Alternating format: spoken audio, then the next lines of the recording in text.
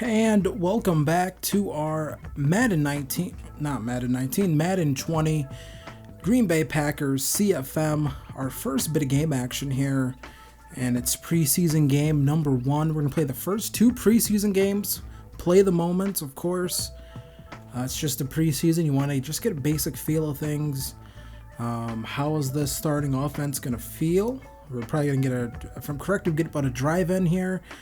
And then after that, it's pretty much backups. So it's the Houston Texans coming to Green Bay, and the Packers playing in rain in the preseason. Probably not the most ideal preseason conditions. You probably wouldn't really want to play your first preseason game. Guys running around, first game action, and then it's slippery. So, yeah, that's probably not ideal, but either way, early on here, Aaron Rodgers was hooking up with Geronimo Allison. I actually think we got his X factor here. Allison again in the slot. This guy was going to have a breakout season last year before he got hurt. He's just a mismatch nightmare. And then you see here, Davante Adams just causing havoc out there in the middle of the field, able to get open. Yeah, that's going to happen. You just put a linebacker on him. And then we almost come away with a really nice play here. We're able to fit that ball in a nice tight window. Rodgers having that X-Factor ability, but then J.J. Watt sacks us. Probably shouldn't have gone for the play action there. And then we're going to have to settle for the field goal. And then that's probably going to be it. And that's it for Aaron Rodgers. Not going to be much more of him after this one, or not going to be him at all. It's going to be Deshaun Kaiser here. And then Kaiser running around here. I don't trust Kaiser's arm to make some of these throws, so I just take off and try to get away. And then Kaiser again, stepping up in the pocket and into the dirt. You can definitely feel the noticeable drop-off, and I have no idea what happened there. When you're playing with lower-rated quarterbacks compared to an Aaron Rodgers, you go from Aaron Rodgers to Kaiser, you definitely notice the difference. So there's that. Third quarter now, I'm not sure what happened on that play, but Trevor Davis not able to come up with the pass, and he's a guy who needs to catch that pass because I don't know if he's going to be here. And then after that, I decided no more Deshaun Kaiser. Tim Boyle comes in and he finds Jay Sternberger on a pretty easy pitch and catch. And then here is one of the Houston Texans players, that might have been Freeman, I believe, gashing the defense, and he's able to rush right in there, run over the Packers defense. And then Boyle again here looking, firing this one up to Davis, and he comes up with an amazing play. And that is beautiful. More often than not, that ball would have been knocked like 15 feet into the air, but he actually holds on to that one. He had to make up for that last, easy drop he had. So Trevor Davis earning some points on that one because that is a really nice catch. And Tim Boyle with 2 touchdown passes, but it was all for naught as the Packers lose to the Houston Texans 31-21. It was so weird to listen to the commentary after this game. They were like, it's so tough coming into Green Bay and to beat the Packers. And they made no mention of the fact that it was a preseason game. So there's that. Tim Boyle, 9 of 16, 2 touchdowns, 1 interception. Deshaun Kaiser, 10 of 18, 101 yards, 1 interception, no touchdowns. Aaron Rodgers, 5 of 7, 46 yards. And no touchdowns, no interceptions either. Just coming in for a drive.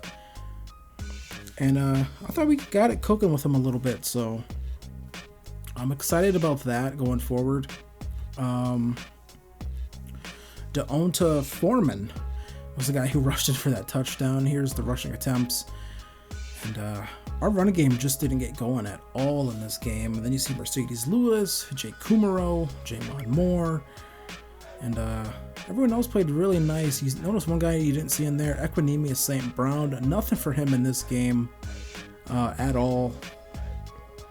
And that's a guy who's, on the verge of getting cut, really. In all likelihood, he's going to be cut because he just isn't progressing how I'd like. and I'm not taking 8 wide receivers into the season. And then here's Kyler Fackrell. He played pretty nice for us. Oren Burks. And then Dean Lowry, who I forgot to get that extension in there. I'll be sure to get into next time I fire up the game. I'm trying to conserve my free trial, folks. I have to conserve my free trial until the game's out. So Davante Adams, he gets an upgrade, and our goal with Davante Adams is to I would like to try to get Davante Adams Offensive Player of the Year. That's a goal for us, and I think he is talented enough to do it. Want to get him that so I can see if I can get him that Superstar X Factor dev trait. I think that would take him to the next level. Josh Jackson, he made some plays in that game, and he gets up to a 76 overall, and that's really good because we're going to need Josh Jackson. I don't know if Kevin King can stay healthy. And then here's Kendall Donnerson. He gets an upgrade as well. And then we advance the week. And then we get O-line mentorship. This is one of the scenarios. And he also talked to us about Elton Jenkins. And that big rookie, according to him, who we picked a while back, just past April. And he gives us what can I help? Brian Block is what can I help out with him? And I said, well, power pass blocking. We have Khalil Mack in this division. So Elton Jenkins received +3 power blocking, pass blocking power. So that's pretty nice. He also got an awareness boost as well, 2 weeks later or something like that. So that was pretty cool, and to see that, because that is something that happens in the NFL. A player like Brian Bulaga, a veteran, who's probably, Jenkins plays at right guard. Bulaga's probably going to kick inside to right guard eventually, and Jenkins, the plan is for him to probably take over that tackle spot. So that's somewhat realistic for Bulaga to take him under his wing as we travel to Baltimore to take on the Ravens. And here's Aaron Jones. Nice cut back there. Maybe should have cut it outside a little bit more, but saw a lane open up inside. And then Rodgers again. There's Bakhtiari taking care of business, and that leaves Rodgers enough time. The 35-year-old going shoulder first. Probably not too smart, but Rodgers able to get into the end zone. And yeah, just took off here. Didn't like what I saw. And then Lamar Jackson. Good Lord, is this guy fast. I mean, man, oh man, is this guy tough to take care of. Thank God I'm playing in the AFC North and not the NFC North and not the AFC North, because I would hate to have to face this guy 2 times a year, having to try to contain him, because that would suck. But we actually managed to do it. And look at this beautiful throw here by Aaron Rodgers to Geronimo Allison. Able to get to the sideline, get his feet down. Absolutely beautiful stuff.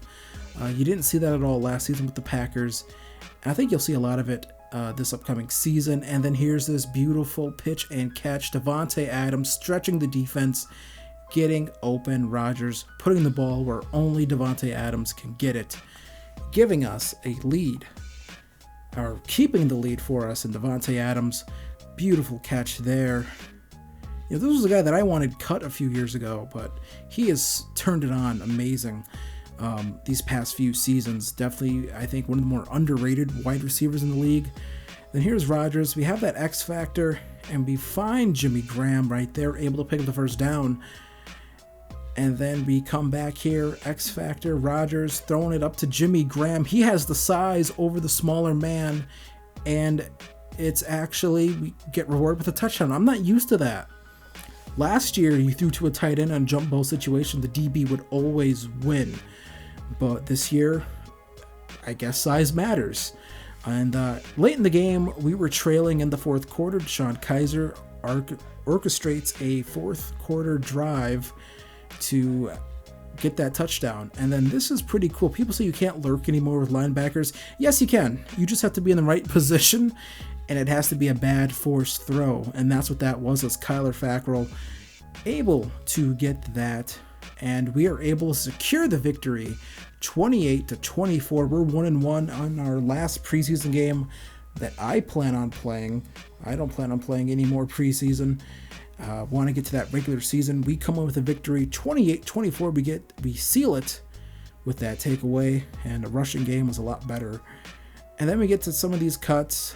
Equanimeous St. Brown, he's going to get cut, so it's going to be Trevor Davis, Jamon Moore, and Jake Kumaro getting those last 3 spots. Maybe should have cut Jamon Moore, but his route running is a little bit better from what I felt, and he just made more plays than Equanimeous in what I played. And so we're not going to bring 3 quarterbacks on. Tim Boyle is going to be the last cut. So there's our 53-man roster. And then we go here. We lose to the Chiefs. And then I go and take a look here. New injury. And it's not really good. Oren Burks, complete ACL tear. That leaves us in a bind at that linebacker spot. Oren Burks played the majority of of last season. He was a starter. And for him to not be there, that's going to be rough. And then Fackrell, he should be back after that Dallas game, but to lose him for 5 weeks with a dislocated ankle is rough. We don't have the best linebacker depth, so that's not exactly great. As we come into this first game against the Chicago team, somewhat limping in here, and there it is, Khalil Mack, Eddie Jackson. This is going to be a tough game, and this should be an interesting season for the Green Bay Packers.